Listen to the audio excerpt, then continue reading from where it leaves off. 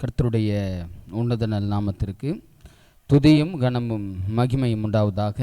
அற்புதமான ஓய்வு நாளின் ஆயத்த ஆராதனையிலே தேவனை தொழும்படியாக வந்திருக்கிற உங்கள் யாவரையும் இயேசுவின் இன்ப நாமத்தினாலே மீண்டும் ஒரு விசை மனதார வாழ்த்தி வரவேற்று கொள்கிறேன்.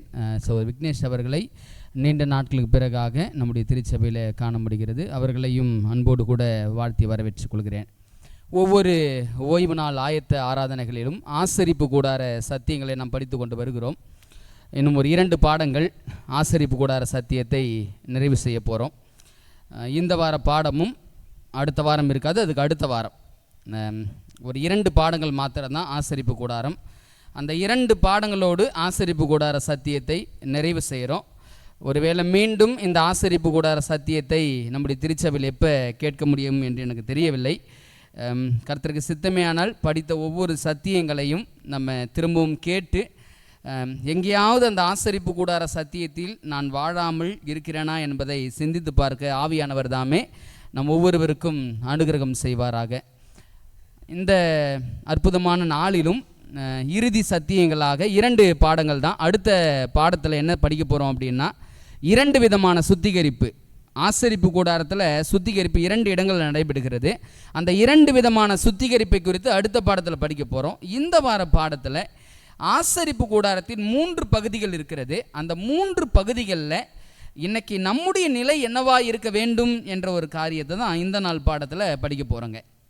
முதலாவதாக, ஆசரிப்பு கூடாரம் என்று ஒன்று பரலோகத்தில் இருக்கிறதா என்ற ஒரு கேள்வியை நம்ம யோசிப்போம் அப்படின்னா எபிரேயர் 8வது அதிகாரம் 1வது வசனத்தையும் 2வது வசனத்தையும் 5வது வசனத்தையும் 3 வசனங்களை வாசிக்க போகிறோம். வசனம் என்ன சொல்லுதுன்னு பாருங்களேன். முக்கியமான பொருள் என்னவெனில், பரலோகத்தில் உள்ள மகத்துவ ஆசனத்தின் வலது பார்சத்தில் உட்கார்ந்திருக்கிறோமாய். போதும் பாருங்க, இந்த முதலாவது வாக்கியம் என்ன சொல்லுது அப்படின்னா, மேற் சொல்லியவைகளின் முக்கியமான பொருள் என்னவெனில், பரலோகத்தில் உள்ள மகத்துவ ஆசனத்தின் வலது பார்சத்திலே உட்கார்ந்திருக்கிறவருமாய் அப்படின்னு வருது. அப்போ பரலோகத்தில் மகத்துவமான ஆசனம் எங்கே இருக்கும் அப்படின்ற காரியத்தை அடுத்த வசனத்தை வாசிக்க போகிறோம். 2வது வசனத்தை பாருங்களேன். பரிசுத்த ஸ்தலத்திலும் மனுஷரால் அல்ல கர்த்தரால் ஸ்தாபிக்கப்பட்ட மெய்யான கூடாரத்திலும் ஆசாரிய ஊழியம் செய்து வருகிறவருமாய் இருக்கிற பிரதான ஆசாரியர் நமக்கு உண்டு. 5வது வசனம் பாருங்களேன். இவர்கள் செய்யும் ஆராதனை பரலோகத்தில் உள்ளவைகளின் சாயலுக்கும் நிழலுக்கும் ஒத்திருக்கிறது. போது நிறுத்துங்க. என்ன சொல்றாரு பவுல் அப்படின்னா, பூமியில் இருக்கிற ஆசரிப்பு கூடாரத்தில் செய்யப்படுகிற ஒவ்வொரு முறைமைகளும் எதனுடைய நிழலா இருக்கிறது அப்படின்னா, இவர்கள் செய்யும் ஆராதனை பரலோகத்தில் உள்ளவைகளின் சாயலுக்கும் நிழலுக்கும் ஒத்திருக்கிறது. ஏன்னா மோசே கிட்ட ஆண்டவர் சொன்ன விஷயத்தை சொல்றாரு. அப்படியே மோசே கூடாரத்தை உண்டு பண்ண போகையில் மலையிலே உனக்கு காண்பிக்கப்பட்ட மாதிரியின்படியே நீ எல்லாவற்றையும் செய்ய எச்சரிக்கையாயிரு என்று தேவன் அவனுக்கு கட்டளையிட்டார். அப்ப நம்ம படிக்கிற எல்லா சத்தியங்களும் ஒரு கணம் நம்ம யோசிப்போம் அப்படின்னா, பரலோகத்தில் ஒரு ஆசரிப்பு கூடாரம் இருந்துச்சு, பூலோகத்திலும் ஒரு ஆசரிப்பு கூடாரம் இருந்துச்சு.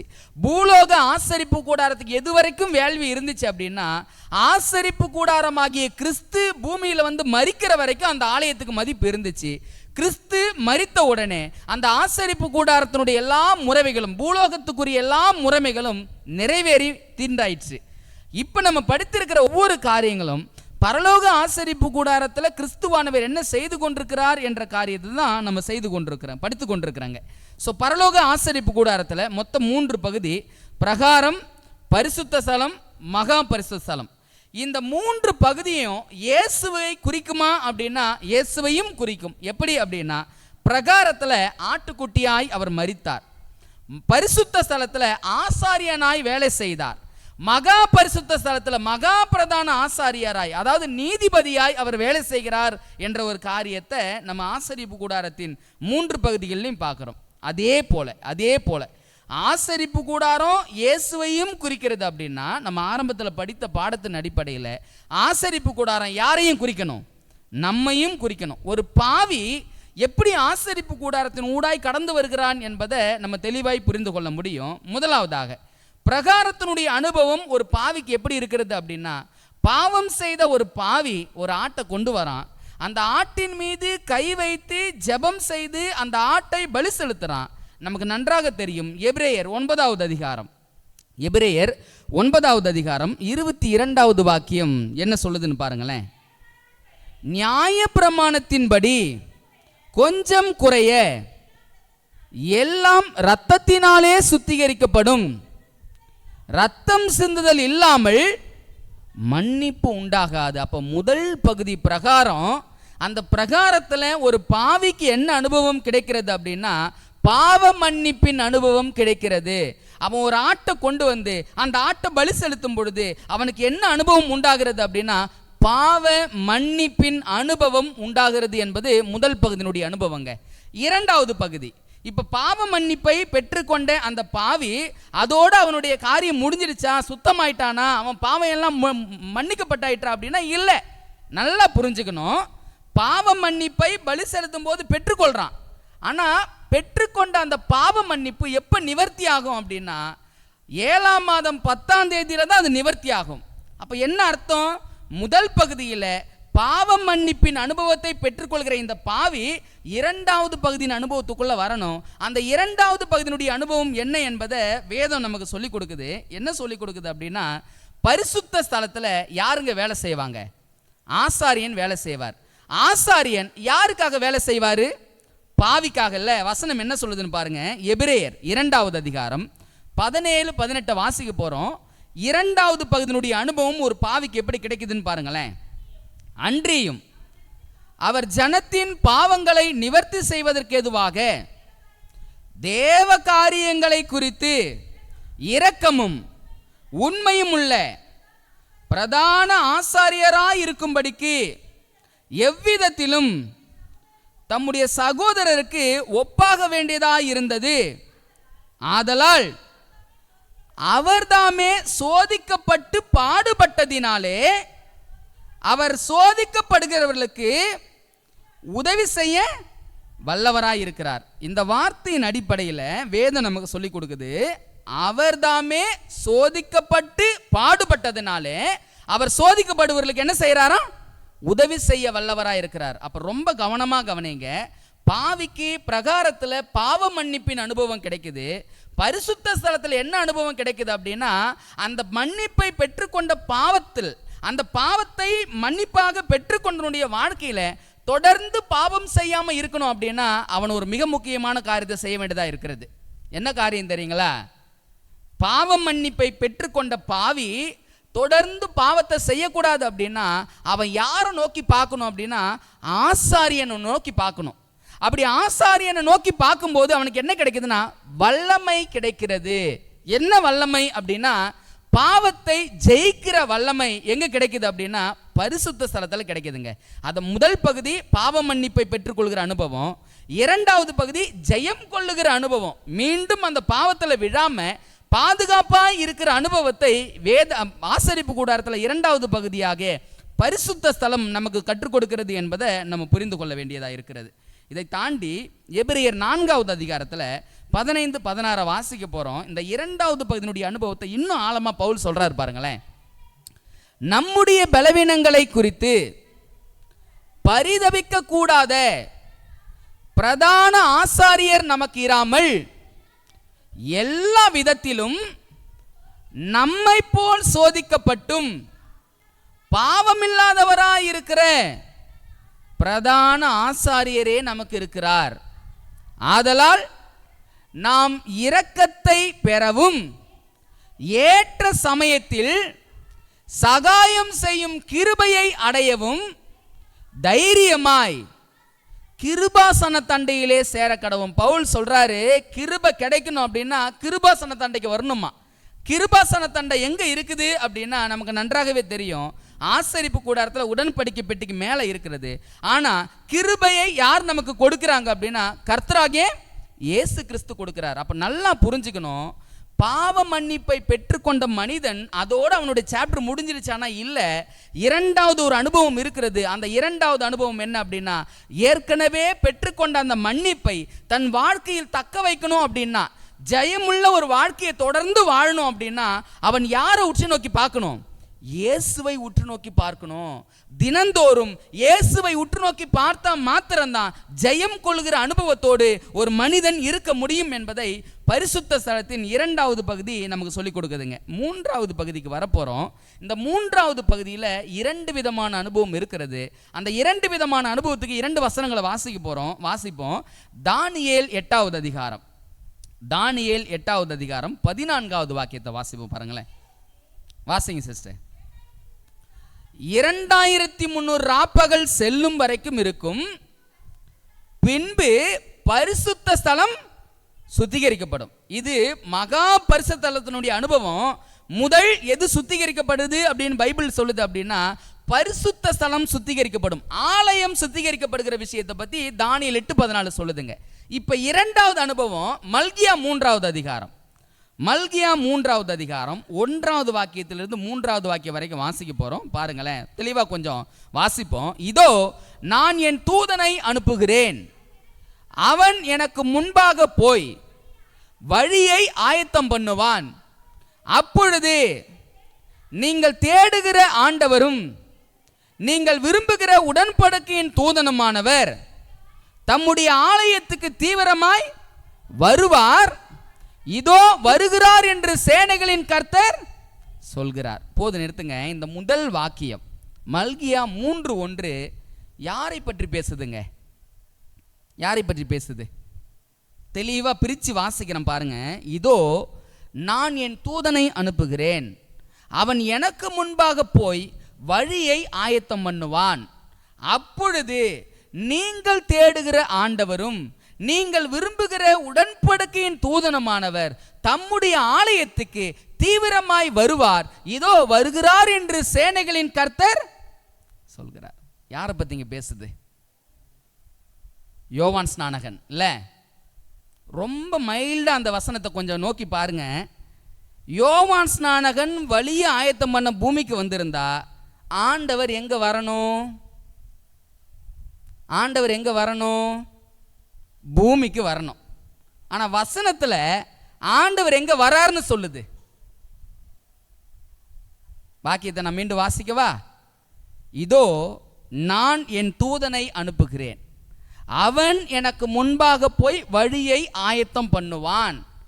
அப்பொழுது நீங்கள் தேடுகிற ஆண்டவரும் நீங்கள் விரும்புகிற உடன்படிக்கையின் தூதனுமானவர் தம்முடைய ஆலயத்துக்கு தீவிரமாய்.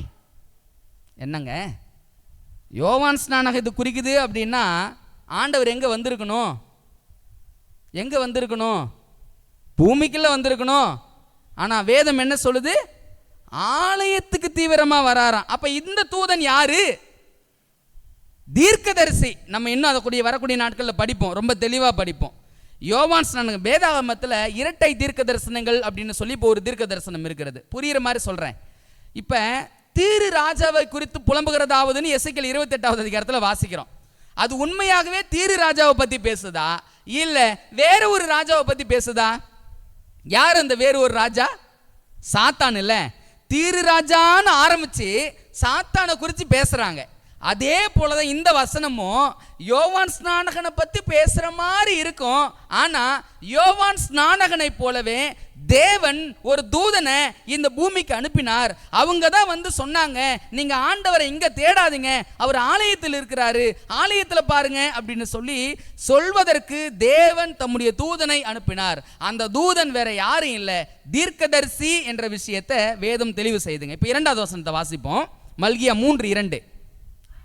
ஆனாலும் அவர் வரும் நாளை சகிப்பவன் யார்? அவர் வெளிப்படுகையில் நிலை நிற்பவன் யார்? அவர் புடமிடுகிறவனுடைய அக்கினியை போலவும் வண்ணாருடைய சௌகாரத்தை போலவும் இருப்பார். இது 2ஆம் வருகையை பத்தி பேசுது. 3வது வசனம். அவர் உட்கார்ந்து வெள்ளியை புடமிட்டு சுத்திகரித்து கொண்டிருப்பார். அவர் லேவியின் புத்திரரை சுத்திகரித்து அவர்கள் கர்த்தருடையவர்களாய் இருக்கும்படிக்கும் நீதியாய் காணிக்கை செலுத்தும்படிக்கும் அவர்களை பொன்னை போலவும் வெள்ளியை போலவும் புடமிடுவார். 2 விதமான சுத்திகரிப்புன்னு சொன்னோம். அது இறுதி பாடம். ஒரு லைட்டாக அதுக்கான விஷயத்தை சொல்கிறேன். முதல் சுத்திகரிப்பு ஆலய சுத்திகரிப்பு, தானியேல் 8:14 வாசித்தோம். 2வது சுத்திகரிப்பு தேவ பிள்ளைகளுக்கான சுத்திகரிப்பு. அதை தான் பைபிள் சொல்லுது. அவர் உட்கார்ந்து, எப்பங்க இயேசு கிறிஸ்து உட்கார்ந்தாரு? எப்போ உட்கார்ந்தாரு? 1844 பிதாவினுடைய வலது பார்சத்தில் பரிந்து பேசுகிற ஊழியத்துக்காக மகா பிரதான ஆசாரியனா உட்கார்ந்தார். இயேசு கிறிஸ்து 1844 உட்கார்ந்தார்னா எப்போ எழுந்திருப்பாரு? எப்போ எழுந்திருப்பாரு? உட்கார்ந்தது 1844. எப்போ எழுந்திருப்பாரு? தானியேல் 12வது அதிகாரம் 1வது வாக்கியம் சொல்லுது பாருங்க, எப்போ எழுந்திருக்க போறாருன்னு. உன் ஜனத்தின் புத்திரருக்காக நிற்கிற பெரிய அதிபதியாகிய மிகாவேல் அக்காலத்திலே எழும்புவான். யாருங்க இந்த மிகாவேல்? இயேசு கிறிஸ்துல. எப்போ எழும்புவார்னு சொல்லுது அப்படின்னா, அக்காலம் மட்டும் உண்டாயிராத ஆபத்து காலம் வரும், அக்காலத்திலே புஸ்தகத்தில் எழுதியிருக்கிறவர்களாக காணப்படுகிற உன் ஜனங்கள் அனைவரும் விடுவிக்கப்படுவார்கள். எப்போ எழுந்திருப்பார் அப்படின்னா, எதற்காக உட்கார்ந்தாரோ அந்த வேலை முடிஞ்சிருச்சுன்னா அவர் என்ன பண்ணிடுவார்? எழுந்திருவார். எதற்காக உட்கார்ந்தார் அப்படின்னா, அவர் சுத்திகரிப்பு செய்வதற்காக உட்கார்ந்தாரு, பரிந்து பேசுவதற்காக உட்கார்ந்தாரு. இப்போ பரிந்து பேசுவதற்காக உட்கார்ந்தவர் அந்த பரிந்து பேசுதலின் ஊழியம் எப்போ முடிவடையுதோ அப்போ அவர் என்ன பண்ணிடுவார்? எழும்பி விடுவார். இப்போ மல்கியா 3வது அதிகாரம் 3வது வசனத்துக்கு வந்துருங்க. அவர் உட்கார்ந்தது 1844 படித்தோம். இப்போ அடுத்த ஒரு வார்த்தை ரொம்ப கவனமாக கவனிக்கணும்.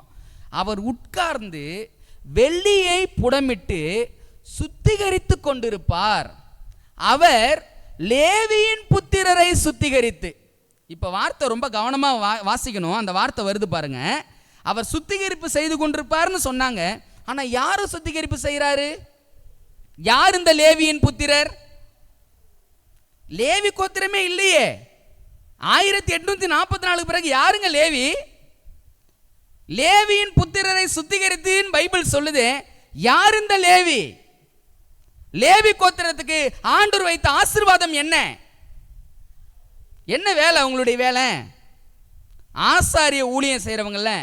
அப்போ ரொம்ப கவனமாக கவனிக்கணும். லேவியின் புத்திரரை சுத்திகரித்து ஒரு ஈவெண்ட் சொன்னால் உங்களுக்கு புரிஞ்சிடும். மோசே சீனாய் மலையில் கற்பனை வாங்குவதற்காக போயிருந்தார். போயிட்டு திரும்பி வராரு. இங்கே கீழே ஒரு பெரிய ஆர்ப்பாட்டமோ ஒரே ஆரவாரமோ நடன சத்தனமா இருந்துச்சு. மக்கள் குடித்து வெறித்து அங்க நடனம் ஆடிக்கொண்டிருந்தாங்க. மோசே கொண்டு வந்த கற்பலகையை உடைச்சிட்டு கேட்டாரு, கர்த்தர் சார்பில் நிற்கிறவர்கள் யார் அப்படின்னு சொல்லி கேட்டாரு. 12 கோத்திரத்துல எந்த கோத்திரம் கர்த்தர் சார்பில் நின்னுச்சு?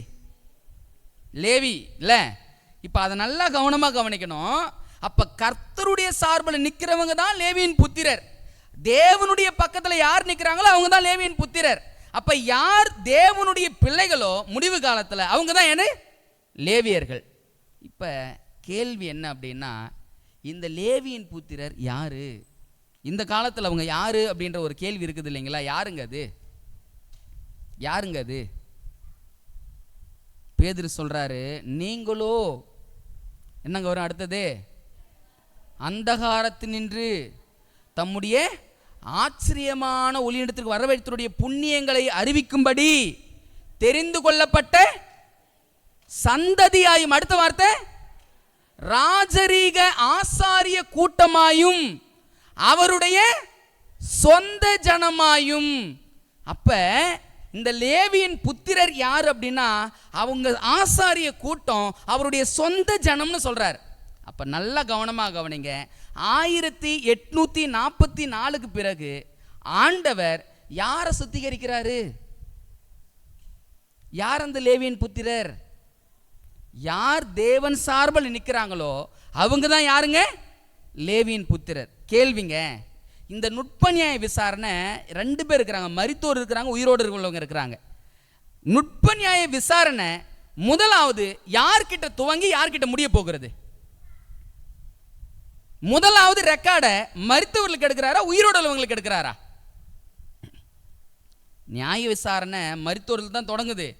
ஆனால் 1844 பிறகு ஆண்டவர் சுத்திகரிப்பை யாருக்கு பர்பஸாக செய்கிறாரு? தேவனுடைய பிள்ளைகளுக்கு. ரொம்ப கவனமாக கவனிக்கணும். அந்த சுத்திகரிப்புனா என்ன? யோவான் புத்தகத்தில் அழகான ஒரு வார்த்தை இருக்குது, வாசிக்க போகிறோம். யோவான் 15வது அதிகாரம். சுத்திகரிப்புனா என்ன அர்த்தம்? யோவான் 15வது அதிகாரம் 2வது வாக்கியத்தை வாசிக்க போகிறோம். பாருங்களேன், சுத்திகரிப்புனா என்ன? எண்ணில் கனி கொடாதிருக்கிற கொடி எதுவோ அதை அவர் அறுத்து போடுகிறார். கனி கொடுக்கிற கொடி எதுவோ அது அதிக கனிகளை கொடுக்கும்படி அதை சுத்தம் பண்ணுகிறார். கேள்வி, வசனத்தின் அடிப்படையில் ஒரு கேள்வி வருது. அந்த கேள்வியை கொஞ்சம் யோசித்து பாருங்க. ஆண்டவர் சுத்திகரிப்பு செய்கிறாரு. என்ன காரணத்துக்காக சுத்திகரிப்பு செய்கிறாருன்னா, ஏற்கனவே கனி இருக்குது. ஆனால் சுத்திகரிப்பு எதற்காக அப்படின்னா, இருக்கிற கனியை போதுன்னு சொல்றதுக்கா, இல்லை அதிக கனியை கொடுக்கணுன்றதுக்காகவா? அதிக கனி. அப்போ ரொம்ப கவனமாக கவனிக்கணும். கனி என்பது எதங்க குறிக்கும்? குணம் இல்லை. அப்போ 1844 பிறகு ஆண்டவர் சுத்திகரிப்பின் வேலையை தொடங்கிட்டாரு. ஏன் சுத்திகரிப்பின் வேலையை தொடங்கியிருக்கிறார் அப்படின்னா, ஏற்கனவே கனி கொடுக்கக்கூடிய ஜீவியம் கொஞ்சமா இருக்கலாம், ஆனால் இந்த 1844 பிறகு அதிக கனிகளை கொடுக்கக்கூடிய ஜீவியத்துக்குள்ளாக லேவியின் புத்திரர், தேவனுடைய பிள்ளைகள் வந்திருக்கணும். அதற்காக தான் ஆண்டவர் என்ன செய்யறார்னா, சுத்திகரிப்பு தொடர்ந்து செய்கிறார். பாருங்க, அந்த வசனத்தில் வாசிச்சோம். எண்ணில் கனி கொடாதிருக்கிற கொடி எதுவோ அதை அவர் அறுத்து போடுகிறார். கனி கொடுக்காத மரத்தை குறித்து, கனி கொடுக்காத செடியை குறித்து ஆண்டவர் கவலைப்படுறதே இல்லை. ஏன் அப்படின்னா, அவருடைய முற்றுமுடிய நோக்கம் என்ன அப்படின்னா, ஏற்கனவே கனி கொடுத்து கொண்டிருக்கிறத அதிக கனி கொடுக்கும்படி. அதை தான் மல்கியா 3ல் வாசித்தோம். என்ன வார்த்தை வந்துச்சு மல்கியா 3:3 அப்படின்னா, அவர்கள் நீதியாய் கர்த்தருக்கு காணிக்கை செலுத்தும்படிக்கு அப்படின்னு வந்துச்சு. அவர்கள் கர்த்தருடையவர்களாய் மாறும்படிக்கு அப்படின்னு வந்துச்சு. அப்ப என்ன அர்த்தம் அப்படின்னா, பரலோக ஆசரிப்பு கூடாரத்தில் ஒரு சுத்திகரிப்பு நடந்து கொண்டிருக்கிறது. அந்த சுத்திகரிப்பினுடைய நோக்கம் என்ன அப்படின்னா, நீ அதிக கனியை கொடுக்கணும்பா, அதிக குணத்தை வெளிப்படுத்தணும்பா. எப்ப ஆண்டவரே?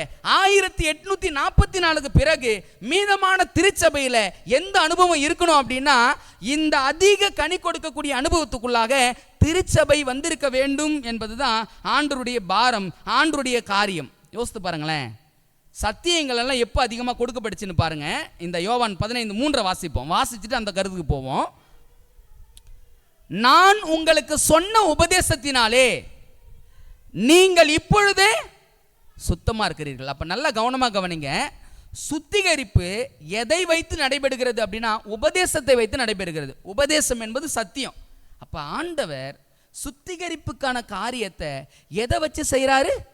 சத்தியத்தை வச்சு செய்கிறார். இல்லை, சத்தியத்தை வைத்து ஆண்டவர் சுத்திகரிப்பின் வேலையை செய்து கொண்டிருக்கிறாரு. இப்போ அதிக சத்தியம் கொடுக்கப்பட்டதுக்கான காரணம் என்ன? ஆண்டவர் சுத்திகரிப்பு செய்யணும். அதிக சத்தியத்தை ஆண்டவர் கொடுப்பதற்கான நோக்கம், நம்ம அதிக கனிகளை கொடுக்க வேண்டும் என்பதற்காக தான் ஆண்டவர் அதிக சத்தியத்தை கொடுக்கிறாரு. இப்ப அதிக சத்தியத்தை கேட்டன்னா அதிக சுத்திகரிப்புக்குள்ள என்ன பண்ணிருக்கணும்? வந்திருக்கணும்.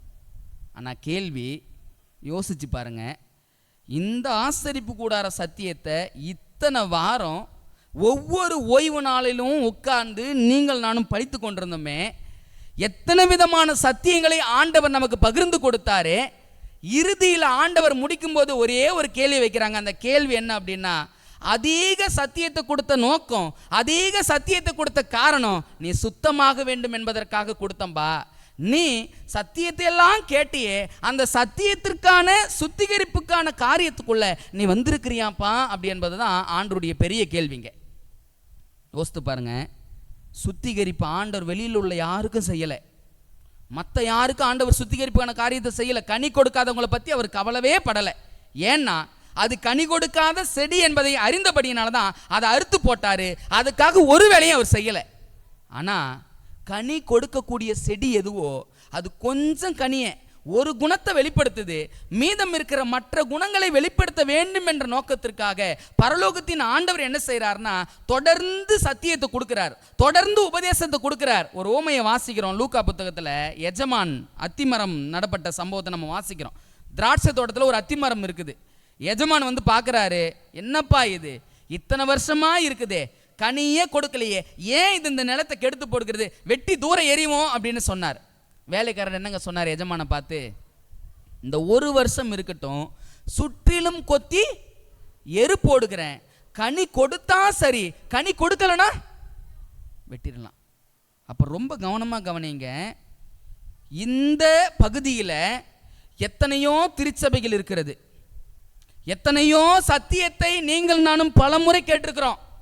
ஆனால் மற்றவர்களுக்கு கொடுக்காத ஓய்வு நாள் சத்தியம், மற்றவர்களுக்கு கொடுக்கிற பரிசுத்தமாகுதலின் சத்தியம், மற்றவர்களுக்கு கிடைக்காத ஆசரிப்பு கூடார சத்தியம், மற்றவர்களுக்கு கிடைக்காத முடிவு கால சத்தியம், இது எல்லாம் ஆண்டவர் ஏன் நம்முடைய திருச்சபைக்கு கொடுக்கிறார்?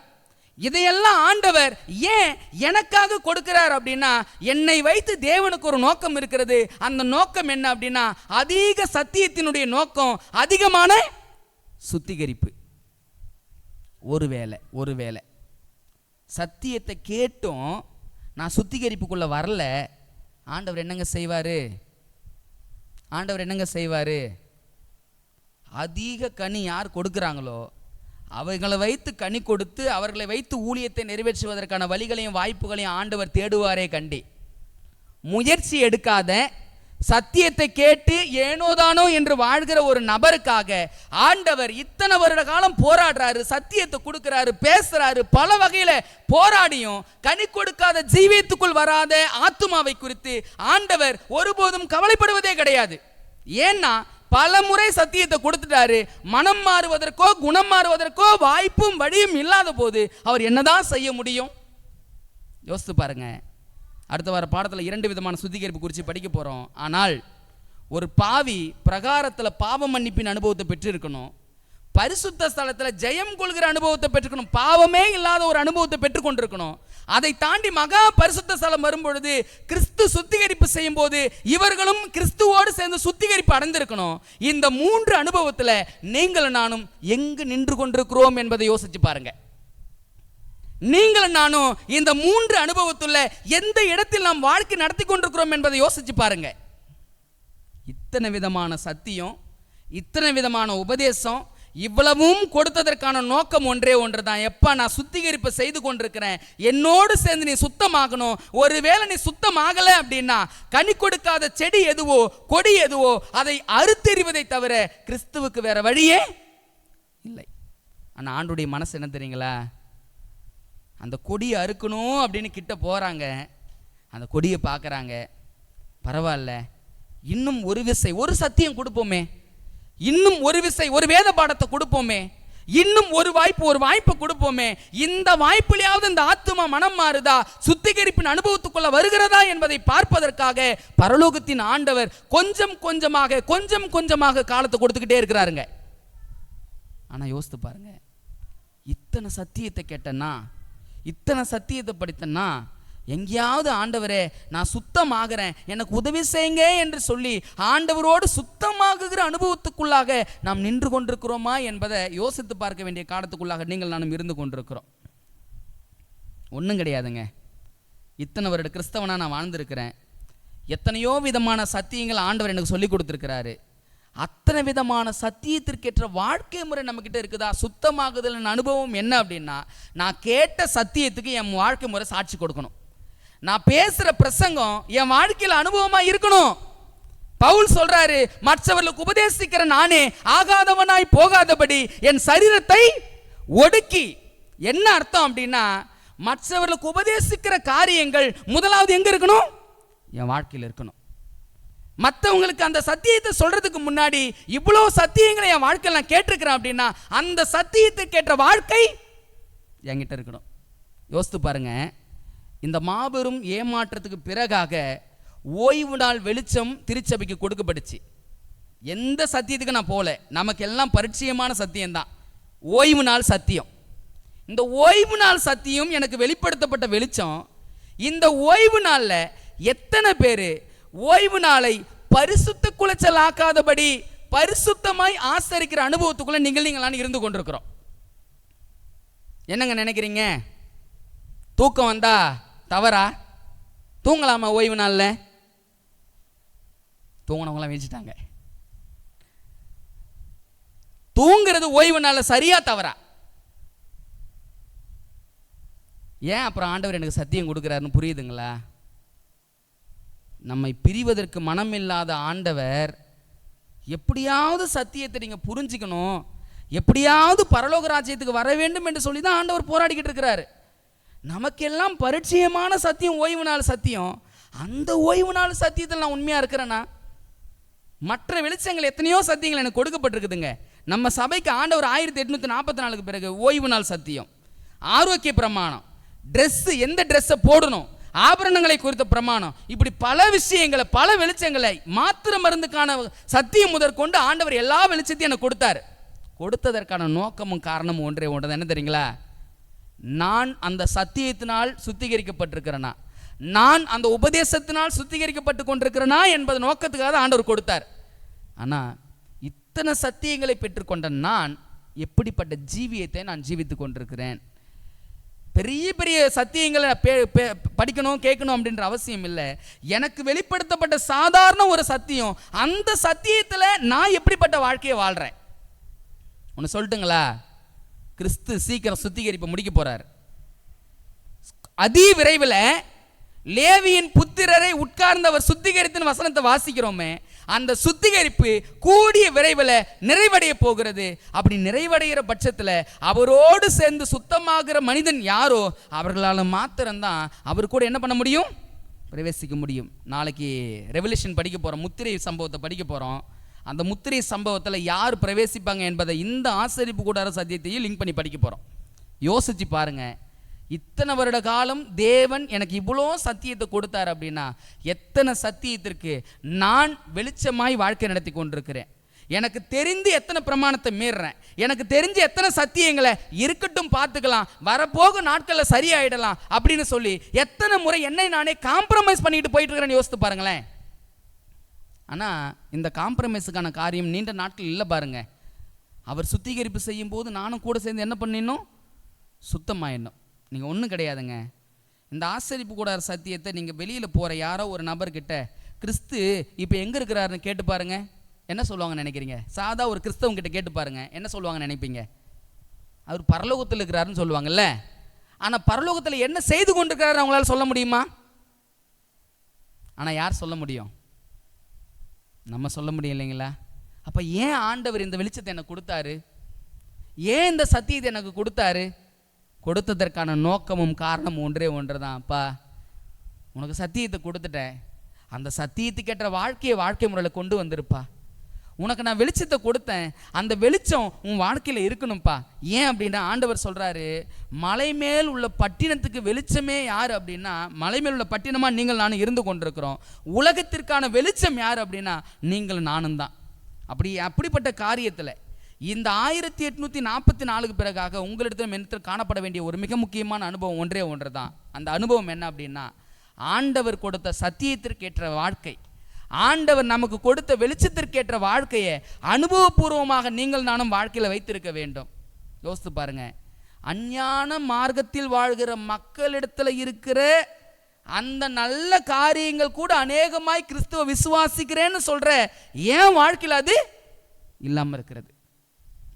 பொய் பேசுறது தவறுன்னு யாருக்கு தெரியும்? அவங்களுக்கு தெரியும். ஆனால் அதை வேதமாக வச்சிருக்கிற எனக்கு, களவு செய்வது தவறு என்று சொல்லி அஞ்ஞானத்தில் உள்ளவங்களுக்கு தெரியுது. ஆனால் வேதமாய் கொடுத்த கிறிஸ்தவங்களுக்கு கொலை செய்யக்கூடாது என்ற விஷயத்தை அஞ்ஞான மார்க்கத்தில் இருக்கிறவங்களுக்கு கூட தெரியுது. ஆனால் அதை ஆவிக்குரிய பிரமாணமே பெற்றிருக்கிற என் வாழ்க்கையில் ஆண்டருடைய பெரிய வருத்தம் என்ன தெரியுங்களா? ஆண்டருடைய பெரிய எதிர்பார்ப்பு என்ன தெரியுங்களா? இவ்வளோ வெளிச்சத்தை கொடுத்த நோக்கம் வெளிச்சத்தின்படி வாழலையே, வெளிச்சத்தின்படி வாழ்க்கை அமைக்கலையே என்பது தான் ஆண்டருடைய பெரிய வருத்தங்க. ஏன்னா சீக்கிரம் அவர் எழுந்திருக்க வேண்டிய காலம் வந்துடுச்சு. அவர் எழுந்துட்டார் அப்படின்னா அதுக்கு பிறகு நமக்கு ஒரு வாய்ப்பும் இல்லை. ஸோ ஆண்டவர் நம்மை சுத்திகரிக்கப்படும் பொழுது நீங்கள் நானும் சேர்ந்து கிறிஸ்துவோடு சுத்தமாக வேண்டும் என்பது ஆண்டுடைய பாரம். நான் ஆரம்பத்தில் சொன்னது போல் ஒரே ஒரு பாடம் தான் படிக்க போகிறோம், அடுத்தது ஆசரிப்பு கூடாரத்தில். அதோட இந்த ஆசரிப்பு கூடாரத்தை எப்போ படிப்புன்னு எனக்கு தெரியல. ஆனால் இத்தனை வாரம் கேட்டு படித்த சத்தியங்கள், எத்தனை காரியங்கள் நம்முடைய வாழ்க்கையில் இருக்கிறது என்பதை நீங்கள் நானும் தனிப்பட்ட விதத்தில் சிந்திச்சு பார்க்கணுங்க. ஏன் தெரியுங்களா, இந்த ஆசரிப்பு கூடார சத்தியத்தை நீங்கள் எங்கே வேணாலும் போங்க, வேற எங்கேயாவது ஒரு சபையில் இந்த ஆசரிப்பு கூடார சத்தியத்தை கேட்டுருங்க பார்ப்போம், நிச்சயம் கேட்க முடியாது. இந்த சபைக்குன்னு கொடுத்த வெளிச்சம் இது. ஏன் கொடுத்தாருன்னா நம்ம சுத்தமாகணும்னு கொடுத்த வெளிச்சம். இந்த வெளிச்சத்தை வேறு எந்த இடங்களிலும் நாம் பெற்றுக்கொள்ள முடியாது. ஆனால் ஆண்டவர் நமக்கு கொடுத்திருக்கிறார் அப்படின்னா நம் மீது எவ்வளவு அன்பு அவரை வைத்திருக்கிறார் என்பதை நீங்கள் நானும் சிந்தித்து பார்ப்போம். அடுத்த வாரம் அல்ல, அதுக்கு அடுத்த வாரத்தில் இறுதி பாடத்தை முடித்து நாம் நிறைவு செய்வோம். கர்த்தர் தாமே நம் அனைவரையும் ஆசீர்வதிப்பாராக. ஆமே.